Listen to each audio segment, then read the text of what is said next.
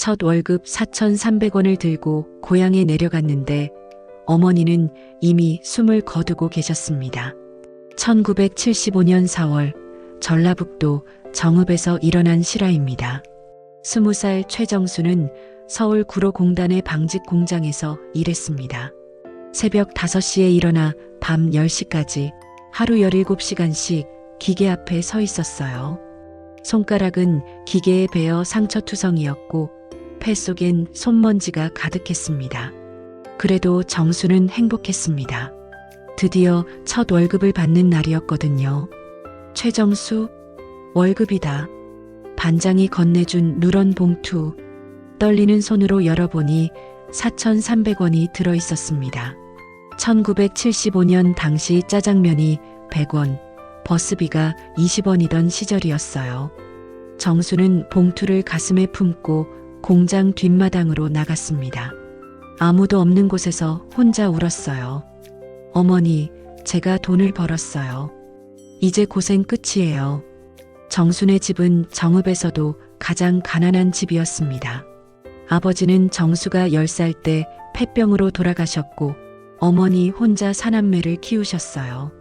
쌀이 떨어지면 산에서 나무를 캐왔고 겨울엔 남의 집 김장을 도와주고 배추 몇 포기를 얻어왔습니다. 정수는 중학교도 마치지 못하고 18배 서울로 올라와야 했어요. 정수야, 서울 가서 고생하지 마라. 엄마는 괜찮다. 떠나는 날 어머니가 우시던 모습이 아직도 눈에 선했습니다. 그래서 정수는 결심했어요. 첫 월급을 타면 반드시 어머니께 선물을 사드리겠다고.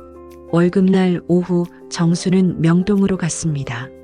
백화점 쇼윈도를 구경하다가 한 가게 앞에서 발걸음을 멈췄어요. 유리창 안에 하얀 손수건이 놓여 있었습니다. 가장자리엔 분홍색 장미가 수놓아져 있었어요. 아저씨, 이거 얼마예요? 2,000원입니다. 정수는 망설였습니다. 월급의 절반 가까운 돈이었거든요. 하지만 어머니가 평생 손수건 하나 제대로 가져본 적이 없다는 걸 알고 있었어요. 늘 찢어진 수건으로 땀을 닦으시던 어머니. 이거 주세요. 포장도 예쁘게 해주세요. 가게 주인이 빨간 리본으로 포장을 해줬습니다. 정수는 남은 돈으로 시장에 들러 조기 2마리와 달걀 1판을 샀어요. 어머니가 좋아하시는 반찬이었습니다. 그리고 나머지 돈으로 고향 가는 야간 버스표를 끊었습니다. 밤 11시 버스는 서울을 출발했습니다. 정수는 선물 보따리를 꼭 안고 있었어요. 어머니가 기뻐하실 생각을 하니 잠이 오지 않았습니다. 어머니, 앞으로 제가 돈 벌어서 잘 모실게요. 고기도 사드리고 따뜻한 이불도 사드릴게요. 새벽 4시 버스가 정읍 터미널에 도착했습니다. 정수는 뛰듯이 집으로 향했어요. 30리 길을 걸어가는 동안 동이 트기 시작했습니다. 그런데 이상했어요. 평소엔 이 시간이면 어머니가 일어나 부엌에서 아궁이에 불을 떼고 계실 텐데 집이 너무 조용했습니다. 대문을 열고 들어가니 마당에 큰형이 앉아 있었어요. 눈이 빨갛게 부어 있었습니다. 형, 무슨 일이야? 정수야. 형이 고개를 들어 정수를 봤습니다. 그 눈빛만으로도 알 수 있었어요. 무슨 일이 일어났는지. 어머니가 어제 저녁에. 정수는 보따리를 떨어뜨렸습니다. 달걀이 깨지는 소리가 들렸지만 아무것도 들리지 않았어요. 방으로 뛰어 들어갔습니다. 어머니는 하얀 광목천으로 덮여 누워 계셨어요. 어머니, 어머니. 정수는 어머니의 손을 잡았습니다. 차가웠어요. 평생 일만 하시느라 거칠었던 그 손이 처음으로 편안해 보였습니다. 어머니, 저 월급 탔어요. 선물도 사왔어요. 어머니가 좋아하실 거라고. 손수건이에요. 장미꽃이 수놓아진. 정수는 포장을 풀어 어머니 손에 쥐어드렸습니다. 하얀 손수건 위로 눈물이 떨어졌어요. 큰형이 뒤에서 말했습니다. 어머니가 어제 저녁에 갑자기 쓰러지셨어. 의원을 불렀지만. 정수 오면 보고 싶다고 하시더니 정수는 그 자리에 주저앉아 울었습니다. 20살 청년의 울음소리가 온 동네에 퍼졌어요. 장례식은 초라했습니다. 가난한 집이라 제대로 된 상여도 마련하지 못했어요. 동네 사람들이 십시일반 도와줘서 겨우 장례를 치를 수 있었습니다. 어머니를 묻고 돌아오는 길 정수는 주머니에서 월급 봉투를 꺼냈습니다. 2,000원이 남아 있었어요. 이 돈으로 어머니 제사상이라도 제대로 차려야겠다. 하지만 형이 말렸습니다. 정수야, 그 돈은 내가 어렵게 번 돈이야. 어머니도 내가 그 돈으로 잘 먹고 잘 입길 바라실 거야. 형, 저는 어머니한테 아무것도 해드린 게 없어요. 손수건 하나. 그것도 돌아가신 다음에야. 그날 밤 정수는 어머니 영정 앞에 앉아 밤을 새웠습니다. 손수건을 영정 옆에 놓고 혼잣말을 했어요. 어머니, 이제 매달 월급 타면 산소에 가서 말씀드릴게요. 얼마를 벌었는지, 뭘 샀는지 다 말씀드릴게요. 다음 날 정수는 다시 서울로 올라갔습니다. 공장 기숙사 좁은 방에서 혼자 울었어요. 일주일 후 공장에서 소식을 들은 사장님이 정수를 불렀습니다. 자네 어머니가 돌아가셨다며? 네, 사장님. 왜 말을 안 했나? 경조사비라도 줬을 텐데. 사장님은 봉투를 하나 내밀었습니다.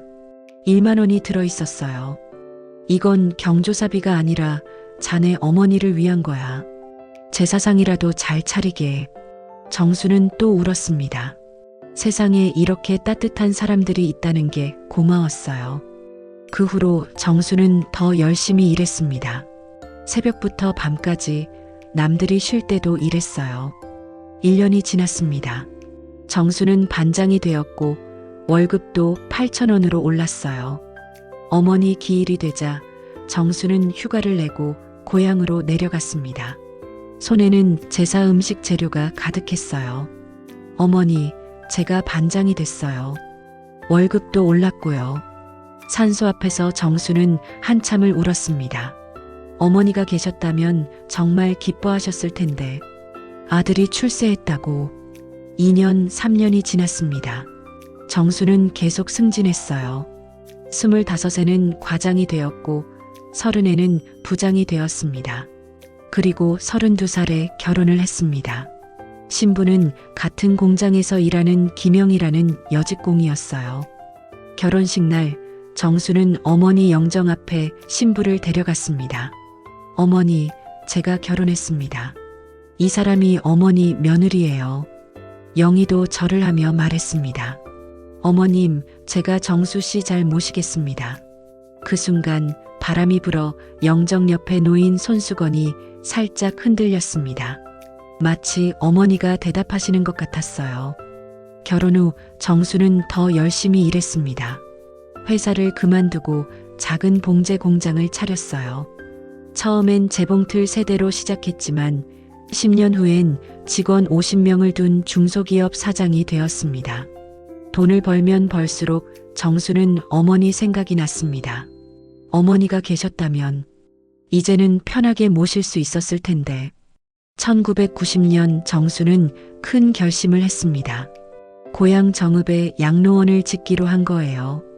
우리 어머니 같은 분들이 편히 쉴 수 있는 곳을 만들고 싶습니다. 5억을 들여 30명이 생활할 수 있는 양로원을 지었습니다. 이름은 효원이라고 지었어요.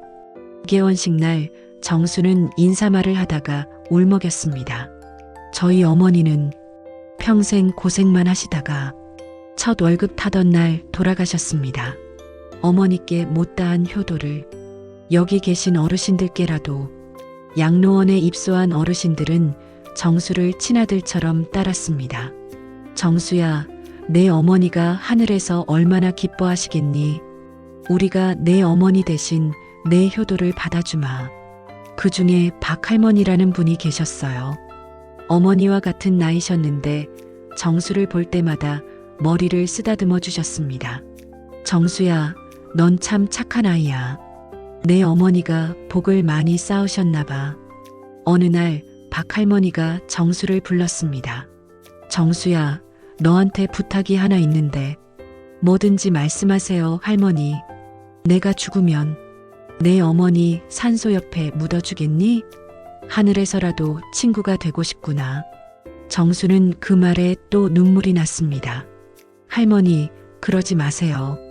오래오래 사셔야죠. 하지만 그해 겨울, 박할머니는 돌아가셨습니다. 정수는 약속대로 어머니 산소 옆에 모셨어요.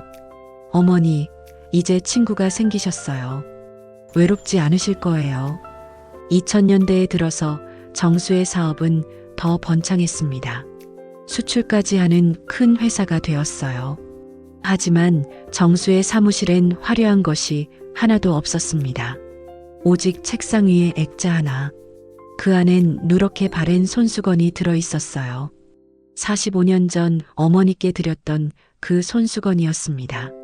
직원들이 물으면 정수는 늘 같은 대답을 했습니다. 이게 내 첫 월급이야. 내 인생의 전부지. 2010년 정수는 칠순을 맞았습니다. 자식들이 큰 잔치를 열어주겠다고 했지만 정수는 거절했어요. 대신 그 돈으로 양로원에 필요한 물건들을 사자. 칠순날 정수는 어머니 산소를 찾았습니다. 하얗게 센 노인이 되었지만 어머니 앞에선 여전히 20살 청년이었어요. 어머니, 저 이제 칠순이에요. 어머니 돌아가신 나이보다 더 오래 살았네요. 손수건을 꺼내 산소 앞에 놓았습니다. 이 손수건, 제가 평생 간직했어요. 이게 있어서 힘들 때마다 버틸 수 있었어요. 바람이 불어 손수건이 펄럭였습니다. 분홍 장미는 세월에 바래졌지만 여전히 아름다웠어요. 2020년 정수는 80이 되었습니다.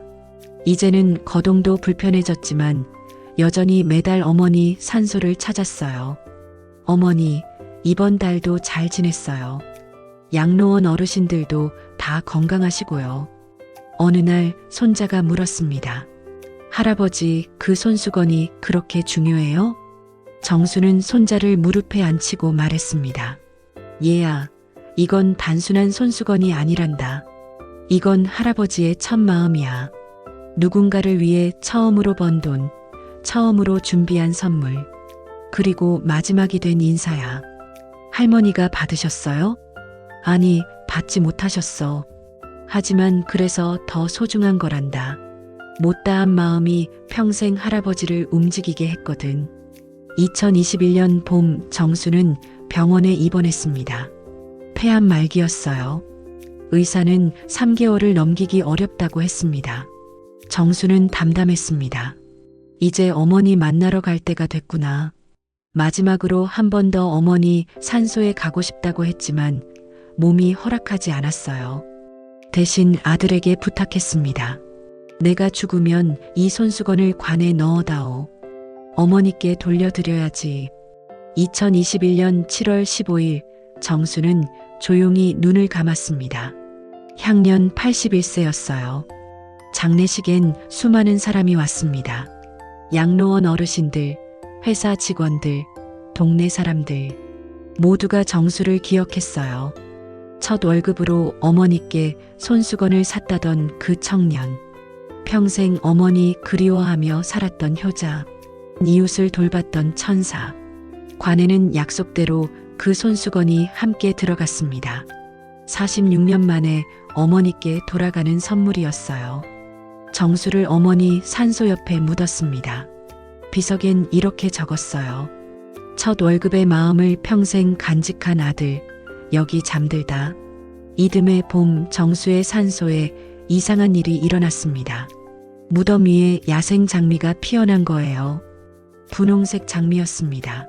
마을 사람들은 수군거렸어요. 저 장미는 정수 씨 어머니가 보낸 답장이야. 46년 만에 선물을 받으셨나 봐. 양로원 어르신들은 가끔 정수의 산소를 찾아갑니다. 그리고 말해요. 정수야, 내 어머니가 드디어 선물을 받으셨구나. 젖꽃이 증거야. 지금도 정수가 세운 양로원은 운영되고 있습니다. 이름은 바뀌었지만 여전히 가난한 어르신들의 쉼터가 되고 있어요. 양로원 현관엔 정수의 사진이 걸려 있습니다. 그 옆엔 작은 액자, 그 안엔 이런 글이 적혀 있어요.